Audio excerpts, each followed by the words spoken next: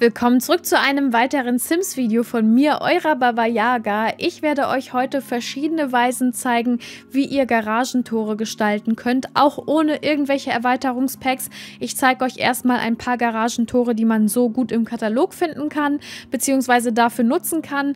Und dann zeige ich euch, wie ihr es schafft, Garagentore zu bauen, ohne dass ihr irgendwelche Erweiterungspacks braucht, beziehungsweise nicht diejenigen, wo es diese Items gibt. Im nächsten Video werde ich euch dann übrigens zeigen, wie ihr es schafft, eine Garage am Haus zu haben und das Haus auf Stelzen zu haben und ihr trotzdem die Garage dann quasi in Anführungsstrichen ebenerdig betreten könnt. Das ist nämlich ein Problem, was man halt hat, wenn man das Haus auf Stelzen haben möchte, beziehungsweise mit einer Plattform unten drunter und die Garage aber auf demselben Level sein muss wie die Straße, weil sonst kann man natürlich nicht mit dem Auto rein und raus fahren. Da kann ja keine Stufe sein, das wäre ja unrealistisch und das zeige ich euch im nächsten Video. Ich habe dafür einmal dieses Beispielgebäude gebaut, also das ist jetzt nichts besonders krasses, deswegen müssen wir uns das Gebäude an sich nicht anschauen. Aber was ganz wichtig an diesem Gebäude war halt eben die Garage, die an dem Haus dran ist, sodass man dann halt vom Haus in die Garage gehen kann und andersrum, dass man eine Tür hat, dass alles auf einer Ebene ist und dass das alles für die Sims begehbar und nutzbar ist. Und damit dann unsere Fassade draußen nicht so leer und traurig aussieht und wir dann einfach nur unser Debug-Auto davor setzen, müssen wir, wenn wir das möchten, ein Garagentor davor bauen. Und da zeige ich euch jetzt, wie gesagt, einmal verschiedene Möglichkeiten, Base Game, Debug und auch Items, die es gibt, je nach Erweiterungspack. Und falls ihr noch irgendwelche Vorschläge habt und euch etwas beim Bauen ins Auge gesprungen ist, was ihr unbedingt teilen möchtet, dann schreibt das auf jeden Fall in die Kommentare. Ich zeige euch dann jetzt einmal, wie ich die Garagentore bisher gebaut habe. Wenn ihr das Erweiterungspack Zeit für Freunde habt, dann ist das wirklich eigentlich sehr einfach. Da nehmt ihr einfach diese Säulen, die es in dem Erweiterungspack gibt. Die sind wirklich super schön. Also die benutze ich bei so vielen Häusern und eben auch bei dem geht das richtig gut, weil die ganz schlicht sind. Die sind einfach gerade und das passt richtig gut bei den Garagentoren. Dadurch ist das alles auch so ein bisschen plastischer, sage ich jetzt mal. Also es steht zumindest so ein bisschen was ab. Und das Gute ist, sie geht dann auch oben bis zu den Balken. Und dann nehme ich diese Tapete hier, diese Base Game Tapete. Ich finde, die sieht voll aus wie ein Garagentor. Man kann auch die Tapete nehmen, die ich gerade am Haus habe. Aber ich finde, die ist ein bisschen realistischer. Zumindest kenne ich viele Garagentore, die so aussehen. Dann könnt ihr, aber ich bin mir noch nicht ganz sicher, ob ich das mag oder nicht, dann könnt ihr auch ein Bild nehmen und das kleiner machen und als ja, Garagengriff nehmen sozusagen, aber wenn ihr irgendwie bessere Ideen habt, dann könnt ihr das auf jeden Fall mal in die Kommentare schreiben. Ich mache die Garage eigentlich jetzt so, wie sie jetzt ist, also bei mir kommt eigentlich nichts mehr dazu, aber ich finde natürlich ist das nochmal cooler, wenn man nochmal was anderes hat, was dann irgendwie auf der Garage ist, was dem Ganzen nochmal ein bisschen mehr Tiefe gibt. Also wie ihr hier seht, wenn ihr so ein längliches Bild nehmt, dann könnte das ein bisschen aussehen wie ein Griff. Aber so ganz überzeugt bin ich nicht. Aber ich habe bis jetzt auch noch nichts Besseres gefunden. Man kann natürlich auch, je nachdem welche Farbe man hat auf der Garage, kann man auch gucken, ob man ein Bild findet, was von den Farben her besser passt. Ich hatte erstmal dieses rote, aber hier dieses Standard bzw. dieses schlichte Bild finde ich eigentlich noch besser von den Farben her. Weiß ich nicht. Also wie gesagt, ich bin mit beidem noch nicht ganz zufrieden. Eine weitere Möglichkeit ist, sofern ihr dieses Erweiterungspack habt, ein Garagentor zu nehmen, was es so fertig schon gibt, und zwar von City Living, also von dem Großstadt-Erweiterungspack. Da gibt es bei den Aktivitäten und Fähigkeiten in dieser Pflanzenkategorie diese 2 Garagentore. Eins, was halt so ein bisschen höher geht, wenn ihr zum Beispiel höhere Wände habt, oder das kleinere. Ich finde, das sieht auf jeden Fall aus wie ein Garagentor. Das Problem in Anführungsstrichen mit dem ist, dass es halt natürlich dadurch, dass da ein Schloss dran ist, dass jetzt vielleicht nicht unbedingt ein Garagentor ist, was man zu Hause hat. Das ist ja eher für so ja, Garagen gedacht, die so ein bisschen weiter weg sind oder auch für so Container, wo man Sachen einlagern kann. Könnt ihr auch, wenn ihr mal irgendwelche Containerbuilds macht, benutzen. Deswegen finde ich zum Beispiel dieses Garagentor hier von diesem Set am besten von denen, die es schon gibt. Und zwar ist es eigentlich so eine Schiebetür, beziehungsweise, also ich finde, die sieht aus wie so eine Scheunentür, aber ich glaube, das ist eher Ich glaube, das ist nämlich von diesem Loft-Erweiterungspack, also von diesem Set. Das ist, glaube ich, jetzt dann eher nicht als Scheunentür gedacht, aber ich finde, je nachdem auch welche Farben man nimmt und ob das dann zu der Fassade passt, finde ich, könnte das halt auch einfach so ein Garagentor von einer alten Scheune sein. Und das, finde ich, sieht auf jeden Fall sehr schön aus. Und da das bei den Türen ist, sollte die eigentlich auch aufgehen. Das habe ich selber noch nicht ausprobiert, aber da das ja eine Tür ist und nicht so ein Deko-Item wie jetzt gerade eben das Garagentor, sollte das auch gehen.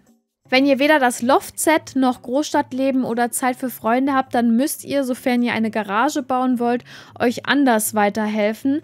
Man kann natürlich bei den Base-Game-Säulen gucken, ob man da etwas hat, was einem gefällt. Ich finde es sehr schwierig, da die Säulen doch eigentlich eher nicht schlicht sind, die Base-Game-Säulen. Die hier zum Beispiel, die geht noch. Also ich finde halt, die Verzierungen sind etwas schwieriger, aber es ist auf jeden Fall besser, als eine der Säulen zu nehmen, die halt nicht komplett gerade sind. Man kann die Runde hier zum Beispiel auch noch nehmen. Ich finde, das geht auch noch, aber halt auch nicht ganz. Aber ich finde, das ist eigentlich noch okay. Und wenn man nichts anderes hat, dann ist das natürlich auf jeden Fall besser, als dann irgendwie die Garage ohne Tor zu lassen. Man kann natürlich auch nur die Tapete nehmen, aber das finde ich schon wirklich ein bisschen sehr plain. Und hier zum Beispiel mit den anderen Säulen, also dadurch, dass halt unten zum Beispiel der Sockel ist oder dass in der Mitte irgendwelche Ornamente sind oder so, ist das schwierig, damit ein Garagentor zu machen. Man kann sich natürlich vorstellen, dass die Säulen davor sind und dahinter das Garagentor ist, also dass quasi die Säulen nicht die Umrandung von dem Tor sind, sondern vor dem Tor stehen. Dann ist das vielleicht auch noch irgendwie machbar, aber es ist halt auch nicht perfekt. Und deswegen habe ich euch bei mir in der Galerie diese Garagentore hier hochgeladen. Das ist ein Raum mit verschiedenen Garagentoren und mit Debug-Items, die ich rausgesucht habe, mit denen man Garagentore schön hinkriegen kann, wie ich finde zumindest. Muss euch natürlich auch erstmal gefallen, aber da habe ich aus dem Debug-Katalog verschiedene Items gesucht. Ihr könnt diese Items natürlich auch einfach selber im Debug-Katalog suchen, aber wenn ihr das nicht möchtet, dann könnt ihr halt einfach diesen Raum runterladen aus der Galerie und dann die Items, die man dafür braucht, kopieren. Ich habe dann auch schon verschiedene Farben, die dann zu den Sachen passen, herausgesucht von diesen Garagentoren. Ihr könnt dann auch direkt die Tapete kopieren und wie gesagt dann hier diese Items rausnehmen. Das allererste aus dem Debug-Katalog, was ich am allerbesten finde, sind diese ganz schlichten grauen, ich weiß nicht, ob es Röhren oder Säulen sind. Das Nice an denen ist, dass die übel in der Wand verschwinden. Das heißt, ich finde, wenn man das so jetzt an die Garagentore macht, sieht das halt wirklich einfach nur aus, als wäre das so eine Garagentor-Umrandung. Also dadurch, dass das so schmal ist, ist das, finde ich, sogar noch besser als die Säule, die wir uns eben angeschaut haben, aus Zeit für Freunde.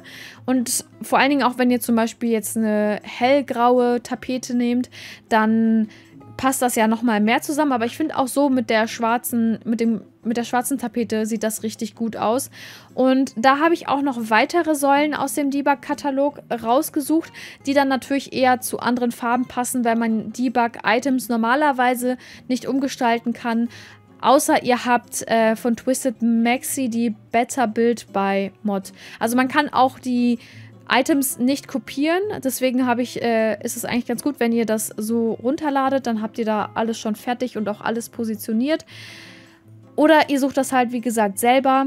Oder ihr habt den Better Build by Katalog und müsst dann zum Beispiel bei den Säulen, die wir hier platzieren, müsst ihr dann halt 2 rausnehmen für eine Seite und die dann mit den Tasten 9 und 0 halt hoch und runter bewegen, damit die dann auf der richtigen Höhe sind. Und ich finde auch zusammen mit dieser Tapete sieht das auch richtig gut aus von den Farben her. Das ist, finde ich, dem Zeit für Freunde Stil sehr nah. Also natürlich ist das jetzt keine weiße Säule, aber die kann man ja auch umgestalten, die Zeit für Freunde Säule. Und hier könnt ihr dann, wie gesagt, die Säulen selber nicht umgestalten, aber ihr könnt dann natürlich gucken, ob noch andere Tapeten dazu passen. Und es muss natürlich auch zu der Fassade von eurem Haus passen. Also hier bei so einem grünen Haus würde ich jetzt wahrscheinlich das eher nicht in der Farbe machen und ich würde das jetzt vielleicht auch nicht mit der schwarzen Tapete kombinieren, aber ich denke mal, da könnt ihr dann einfach schauen. Und hier seht ihr auch nochmal, wie das mit der Tapete aussieht, die wir hier an dem Haus selber haben. Finde ich persönlich nicht so gut. Also ich finde diese schmaleren Paneelen auf jeden Fall ein bisschen realistischer, was so die Garagen betrifft. Dann habe ich im Debug-Katalog noch diese grünen Bretter, Säulen oder whatever das ist gefunden.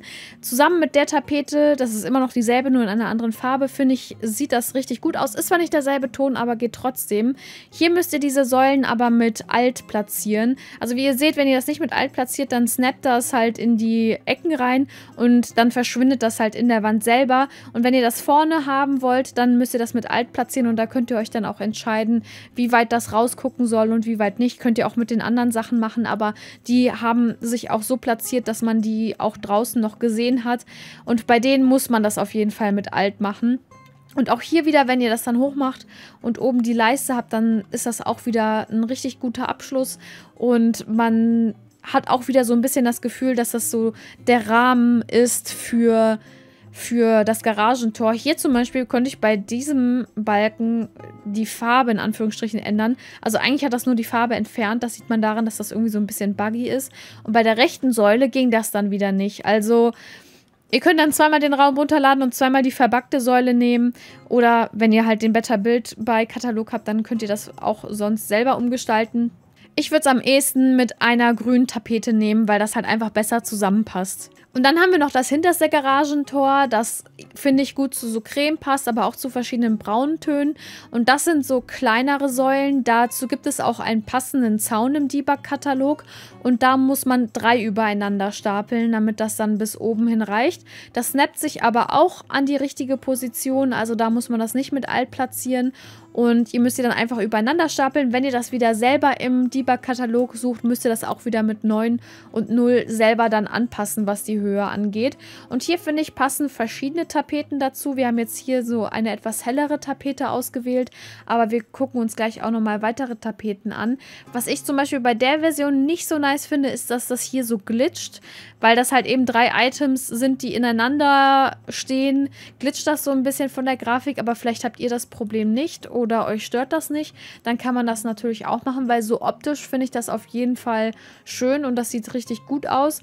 Und da könnt ihr dann halt auch, anders wie jetzt zum Beispiel bei der grünen Tapete, auch verschiedene Brauntöne nehmen. Ich finde, da passen mehrere Brauntöne zusammen, weil auch in dem Holz verschiedene Brauntöne sind und deswegen ist das so ein bisschen flexibler und ich finde sogar hier mit so einem weißen Garagentor kann man das gut machen und da kann man sich dann auf jeden Fall ein bisschen ausprobieren, vorausgesetzt aber natürlich, euch stören diese Glitches nicht. Solltet ihr übrigens Schneeparadies haben, dann finde ich, ist diese Tapete hier auch richtig gut als Garagentor. Die gibt es auch in verschiedenen Farben, das kann man auch wieder mit den verschiedenen Säulen kombinieren und hier zum Beispiel finde ich diese 3 Säulen und die Farbe von dieser Tapete, die passen einfach richtig gut zusammen, aber dafür braucht ihr halt ab ins Schneeparadies und das nur so als kleiner Randtipp. Das Problem von solchen Garagen ist aber natürlich, dass man nicht reingehen kann. Natürlich von innen vom Haus, das ist ja der Sinn von so angebauten Garagen, aber so an sich von außen können wir ja nicht reingehen. Und wenn euch das stört, könnt ihr mit verschiedenen Vorhängen dann Garagentore zusammenstellen. Ich finde, dass dieser Vorhang geht und auch gleich noch ein weiterer, mit dem ich euch das zeige. Der hier zum Beispiel, den finde ich, der ist zu klein und auch der hier, der passt nicht so wegen diesen Dingern, wo man sieht, dass es eigentlich zum Runterziehen ist. Aber der, den ich gerade eben als letztes in der Hand hatte, ich finde, der passt noch. Und damit ist das auch möglich. Da müsst ihr aber wissen, ob ihr den Look mögt. Das ist natürlich alles sowieso Geschmackssache. Und dann könnt ihr das einfach über das Garagentor hängen und dann natürlich die äußersten noch ein bisschen an die Seiten ziehen, damit halt nicht diese Lücken sind. Und was natürlich auch wichtig ist, dann oben die Leiste von der Garage in so einer ähnlichen Farbe zu nehmen, damit das so ein bisschen realistischer aussieht, beziehungsweise ein bisschen mehr zusammenpasst. Und wenn ihr das dann so an die Seiten schiebt, dann finde ich, kann das auch ein so halboffenes Garagentor sein, müsste aber natürlich auch farblich zum Haus passen. Ich finde jetzt zum Beispiel zu der Tapete und zu dem Haus passt das nicht. Aber da könnte man auch versuchen, das so ein bisschen auszuprobieren und natürlich müsst ihr das dann mit Move Objects machen, also mit dem Cheat, weil sonst würde man ja nicht mehrere von diesen Vorhängen übereinander bekommen. Aber zumindest können die Sims dann da durchlaufen und man hat dann halt eine offene Garage, aber die ist dann natürlich immer offen. Also das ist dann einfach euch überlassen. Ich würde an die äußeren Kanten dann noch Säulen setzen. Für mich dann natürlich diese Zeit für Freunde-Säule, weil ich die halt am schlichtesten und am besten für sowas finde. Natürlich dann auch wieder farblich darauf abgestimmt, dass das alles zusammenpasst. Aber ich finde es irgendwie komisch, wenn dann da einfach die offene Wand ist. Ihr könnt das natürlich auch wieder mit den anderen Base-Game-Säulen versuchen, aber das ist dann schwierig. Aber es ist natürlich auch ohne Säulen machbar oder eben auch mit diesen Säulen, die ich euch hochgeladen habe in den Raum oder die ihr auch selber im Debug-Katalog finden könnt. Und ein weiterer Vorhang, der als Garagentor möglich ist, ist dieser hier. Da braucht man dann auch nur 2, also man muss dann nicht, wie viel waren das jetzt, 5, 6 oder so von den Vorhängen hinstellen. Und vor allen Dingen muss man dann auch nicht mehrere ineinander kleben und dann glitscht das halt auch weniger. Aber an sich war es ja gerade eben auch gar nicht schlimm. Und dann würde das so aussehen. Also es sieht schon ein bisschen mehr aus wie so gefalteter Stoff, im Vergleich jetzt zu dem, was wir davor gemacht haben. Aber ich finde, dass es trotzdem auf jeden Fall noch als Garagentor durchgehen kann. Und da hat man auf jeden Fall auch noch die Möglichkeit, dass das halt offen ist und dass man in die Garage reingehen kann von außen. Und man könnte natürlich auch das Auto jetzt so halb drinnen, halb draußen stehen haben, dass das dann nochmal so ein bisschen einen cooleren Effekt hat und dass man dann auch das ausnutzt, dass das Garagentor eben halb offen ist.